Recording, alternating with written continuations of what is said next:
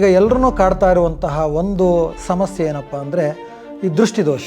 ಇವತ್ತು ನಮ್ಮ ಒಂದು ಸಾಮಾಜಿಕ ಜಾಲತಾಣಗಳಾದಂಥ ಫೇಸ್ಬುಕ್ಕು, ಇನ್ಸ್ಟಾಗ್ರಾಮಲ್ಲೋ, ನಮ್ಮ ವಾಟ್ಸಪ್ ಸ್ಟೇಟಸಲ್ಲಿ ನಾವೇನಾದರೂ ಒಂದು ಫೋಟೋ ಹಾಕಿದ ತಕ್ಷಣ ನಮಗೇನಾಗುತ್ತೆ, ತಲೆನೋವು ಬರೋಕ್ಕೆ ಸ್ಟಾರ್ಟ್ ಆಗುತ್ತೆ. ಯಾಕೆ? ಅಲ್ಲಿ ಕಣ್ದೃಷ್ಟಿ ಬೀಳ್ತಾ ಇರುತ್ತೆ. ಈ ಕಣ್ದೃಷ್ಟಿ ಎಷ್ಟು ಕೆಡುಕು ಅಂತಂದರೆ ಒಂದು ಕಲ್ಲನ್ನೇ ಅದು ಸಿಡಿದು ಹೋಗೋ ರೀತಿಯಲ್ಲಿ ಮಾಡುತ್ತಂತೆ. ಫಂಕ್ಷನ್ಗೆ ಹೋಗಿ ಬಂದ ತಕ್ಷಣ ನಮ್ಮ ಮನೆಗೆ ಬರ್ತಿದ್ದಂಗೆ ಹೊಟ್ಟೆ ನೋವು ಸ್ಟಾರ್ಟ್ ಆಗುತ್ತೆ. ನಾವು ಅಂದ್ಕೊಳ್ತೀವಿ ಇದು ಫುಡ್ ಏನೋ ಸರಿಯಾಗಿಲ್ಲ, ಅದರ ಎಫೆಕ್ಟ್ ಅಂದ್ಕೊಳ್ತೀವಿ. ಅಲ್ಲ, ಇದು ಜನಗಳ ಕಣ್ದೃಷ್ಟಿಯಿಂದ ಆಗ್ತಾ ಇರೋದು. ನಮ್ಮ ಕನ್ನಡ ಯೂಟ್ಯೂಬ್ ಚಾನಲ್ನ ವೀಕ್ಷಕರೆಲ್ಲರಿಗೂ ಡಾಕ್ಟರ್ ಶಾಂತಕುಮಾರ್ ಗುರೂಜಿ ಮಾಡುವಂತಹ ನಮಸ್ಕಾರಗಳು. ಕಳೆದ ಹಲವಾರು ಸಂಚಿಕೆಗಳಲ್ಲಿ ನಾವು ಸಣ್ಣ ಸುಲಭ ಸರಳ ಪರಿಹಾರಗಳ ಮುಖಾಂತರ ಯಾವ ರೀತಿ ಖರ್ಚುಗಳ ಇಲ್ಲದೇ ಪರಿಹಾರಗಳನ್ನು ಮಾಡ್ಕೊಳ್ಬೋದು ಅಂತ ನೋಡ್ತಾ ಬಂದ್ವಿ. ಈಗ ಎಲ್ಲರೂ ಕಾಡ್ತಾ ಇರುವಂತಹ ಒಂದು ಸಮಸ್ಯೆ ಏನಪ್ಪ ಅಂದರೆ ಈ ದೃಷ್ಟಿದೋಷ. ಈ ದೃಷ್ಟಿದೋಷ ಅಂತ ಕೇಳಿ ಸಾಕಾಗಿದೆ. ಕೆಲವರಿಗೆ ನರಳಿ ಸಾಕಾಗೋಗ್ಬಿಟ್ಟಿರುತ್ತೆ.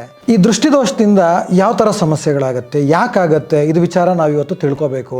ಇವತ್ತು ನಮ್ಮ ಒಂದು ಸಾಮಾಜಿಕ ಜಾಲತಾಣಗಳಾದಂಥ ಫೇಸ್ಬುಕ್ಕು, ಇನ್ಸ್ಟಾಗ್ರಾಮಲ್ಲೋ, ನಮ್ಮ ವಾಟ್ಸಪ್ ಸ್ಟೇಟಸಲ್ಲಿ ನಾವೇನಾದರೂ ಒಂದು ಫೋಟೋ ಹಾಕಿದ ತಕ್ಷಣ ನಮಗೇನಾಗುತ್ತೆ, ತಲೆನೋವು ಬರೋಕ್ಕೆ ಸ್ಟಾರ್ಟ್ ಆಗುತ್ತೆ. ಯಾಕೆ? ಅಲ್ಲಿ ಕಣ್ದೃಷ್ಟಿ ಬೀಳ್ತಾ ಇರುತ್ತೆ.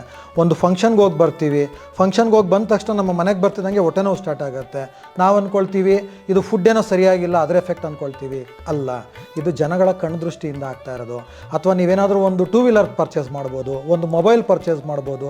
ನೀವು ಯಾರಾದರೂ ನಿಮ್ಮ ಫ್ರೆಂಡ್ಸ್ಗೆ, ರಿಲೇಟಿವ್ಸ್ಗೆ ಹೇಳಿ ತಕ್ಷಣ ಅಲ್ಲಿ ಏನಾಗಿರುತ್ತೆ, ಅಲ್ಲಿಂದ ನಿಮಗೆ ಎನರ್ಜಿ ಬರ್ತಾ ಹೋಗುತ್ತೆ. ಇದನ್ನು ನಾವೇನಂತೀವಿ ಅಂದರೆ ದೃಷ್ಟಿದೋಷ ಅಂತ ನಾವು ಹೇಳ್ತೀವಿ. ಅಂದರೆ ಕಣ್ದೃಷ್ಟಿಗಳು. ಈ ಕಣ್ದೃಷ್ಟಿ ಎಷ್ಟು ಕೆಡುಕು ಅಂತಂದರೆ ಒಂದು ಕಲ್ಲನ್ನೇ ಅದು ಸಿಡಿದು ಹೋಗೋ ರೀತಿಯಲ್ಲಿ ಮಾಡುತ್ತಂತೆ.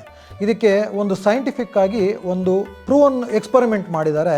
ಹೇಗಪ್ಪ ಅಂದರೆ ಚೆನ್ನಾಗಿರುವಂತಹ ಒಳ್ಳೆಯ ಆರೋಗ್ಯವಂತ ಮರದ ಸುತ್ತ 100 ಜನ ನಿಂತ್ಕೊಂಡು ಆ ಮರಕ್ಕೆ ಬೈತಾ ಇದ್ರಂತೆ. ಕರ್ಸ್ ಮಾಡೋದು ಅಂತ ಹೇಳ್ತಾರೆ ಇದನ್ನು ಬೈತಾ ಆ ಮರನೇ ಏನಾಯ್ತಂತೆ, ಸುಟ್ಟೋದಂಗೆ ಆಯ್ತಂತೆ.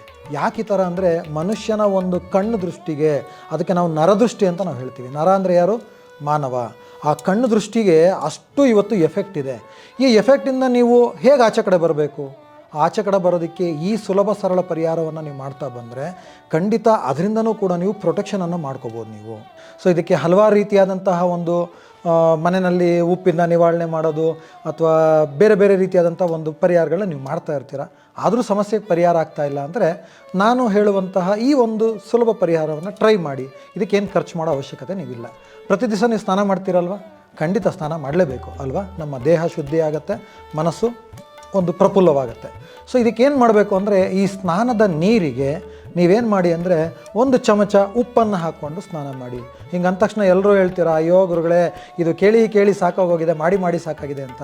ಆದರೆ ಈ ಕಲ್ಲುಪ್ಪಿನ ಜೊತೆಯಲ್ಲಿ ಸಾಧ್ಯವಾದರೆ ನಿಮಗೆ ಇನ್ನೊಂದು ಪಿಂಕ್ ಸಾಲ್ಟ್ ಅಂತ ಬರುತ್ತೆ, ಅದನ್ನು ಟ್ರೈ ಮಾಡಿ. ಅದು ಇನ್ನೂ ಪವರ್ಫುಲ್ ಆಗಿರುತ್ತೆ. ಆಗಿಲ್ಲ ಅಂದರೆ ನಾರ್ಮಲ್ ಕಲ್ಲುಪ್ಪೆ ಹಾಕ್ಕೋಬೋದು. ಇದ್ರ ಜೊತೆಯಲ್ಲಿ 1 ಚಿಟಿಕೆ ಅಂದರೆ ಸ್ವಲ್ಪ ಅರಿಶಿಣವನ್ನು ನೀವು ಹಾಕಿಕೊಂಡು ನೀವು ಸ್ನಾನ ಮಾಡಬೇಕು. ಆವಾಗ ನಿಮಗೇನಾಗುತ್ತೆ ಅಂದರೆ ಈ ದೃಷ್ಟಿದೋಷಕ್ಕೆ ಇದು ನಿಮಗೆ ಫಾಸ್ಟಾಗಿ ನಿಮಗೆ ಕೆಲಸ ಮಾಡುತ್ತೆ. ಪ್ರತಿನಿತ್ಯ ಇದನ್ನು ಸ್ನಾನ ಮಾಡ್ತಾ ಬನ್ನಿ. ಮತ್ತು ಇನ್ನೊಂದು ಎಚ್ಚರಿಕೆ ಇದೆ. ಏನಪ್ಪ ಎಚ್ಚರಿಕೆ ಅಂದರೆ ತಲೆಗೆ ನೀರು ಹಾಕ್ಕೋಬೇಡಿ. ಉಪ್ಪನ್ನು ನೀವು ನೀರಲ್ಲಿ ಹಾಕ್ಕೊಂಡ್ಮೇಲೆ ತಲೆಗೆ ಹಾಕ್ಕೊಳ್ಳೋಕೆ ಹೋಗಬೇಡಿ. ಅಕಸ್ಮಾತ್ ಯಾರಾದರೂ ಬಿಳಿ ಕೂದಲಾಗ್ಬಿಟ್ರೆ ಆಮೇಲೆ ನಮ್ಮನ್ನು ಬೈಕೊಂಡ್ಬಿಡ್ತೀರಾ. ಮೈಗೆ ಹಾಕ್ಕೊಳ್ಳಿ. ಸೊ ಮಿನಿಮಮ್ ಎಷ್ಟು ದಿವಸ ಮಾಡಬೇಕು ಅಂತಂದರೆ 9 ದಿವಸ ಮಾಡಿ. ನಿಮ್ಗೇನಾದ್ರು ಚೇಂಜಸ್ಗಳು ಕಾಣಿಸ್ತಾ ಇದೆಯಾ ನೋಡಿ.